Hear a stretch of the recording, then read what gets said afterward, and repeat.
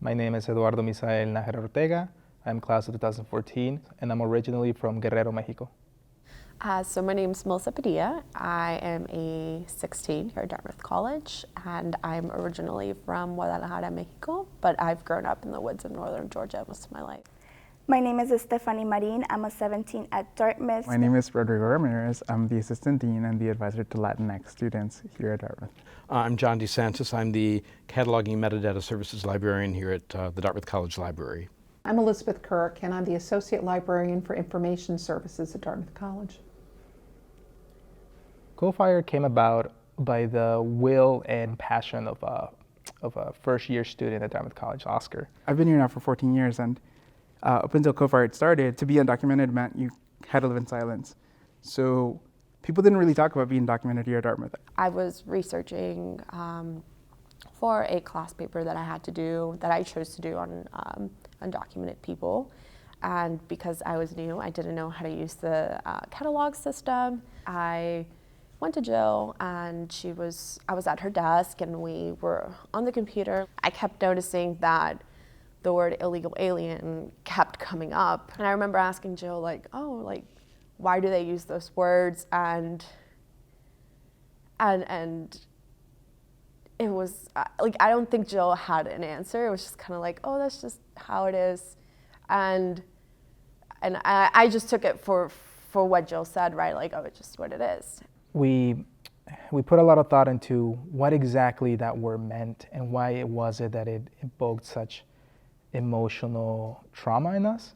And we realized that regardless of what it means legally, the connotations that have been attached to it and the treatment that we have received because of it, I myself identify as an undocumented immigrant, we realized that this word had changed from being a simple term used in policy, in legal briefings, to a word that can actually be used to inflict pain and damage onto a population. So we felt that there had to be a better word that was neutral and brought about focus to the issue, which is the undocumentation of the immigrant, not necessarily his or her legality.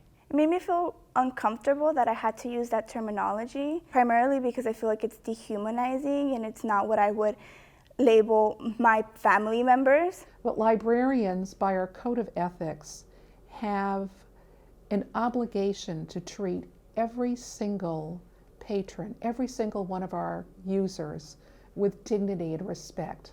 We decided that we, as a group, as Co-Fired, would talk to the librarians at Dartmouth College and ask them to maybe change the system, change the categories so that they were more humanizing of undocumented people. The students actually initially only wanted it changed in the catalog. They were only concerned with the fact that Dartmouth was using it. So my role was to explain to them that the reason that we're using it in our catalog is because it's a Library of Congress heading, and all academic libraries use these headings in their catalog records. So the only way we could realistically change it within our catalog would be to change the heading at the origin. In other words, change the original Library of Congress subject heading. Before this project, I didn't know what a Library of Congress subject heading was. Although I had used Dartmouth's library system previously, I had never paid much attention to those details. I wasn't even 100% sure what the Library of Congress even did, to be honest. Subject headings in any standardized vocabulary are generally reflective of the society that produces them. So for example, idiocy and idiot asylums used to be authorized subject headings. Insanity, moral, subject heading Jewish question was used, I think, up until the 1980s. Yellow peril used to be a subject heading.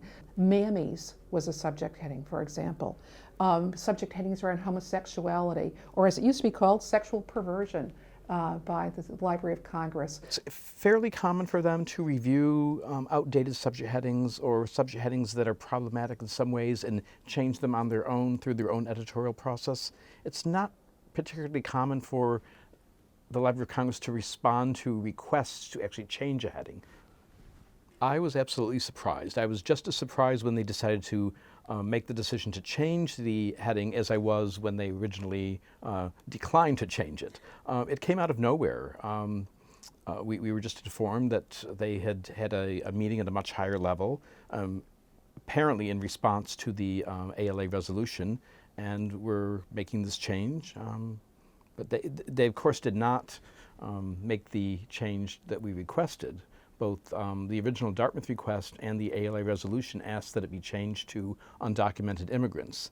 They continued to find that particular heading problematic and came up with their own terms, non-citizens combined with a new subject heading, unauthorized immigration.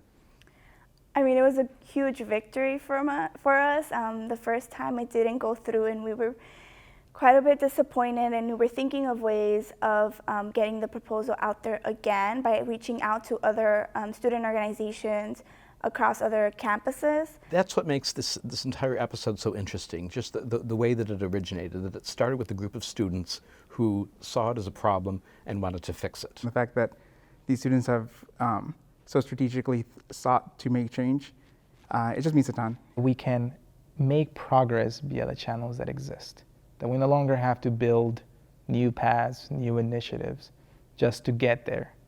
It did bring about hope back to the established structures, which are the ones that we always are combating. As an activist, I was really excited because not only was it was a win in the most unexpected way. It was also working within the system, which I had never done. And in many ways, I think it felt great and validated to know that there were people even within the federal government that understood where we were coming from and validated our concerns as students and as a community at large.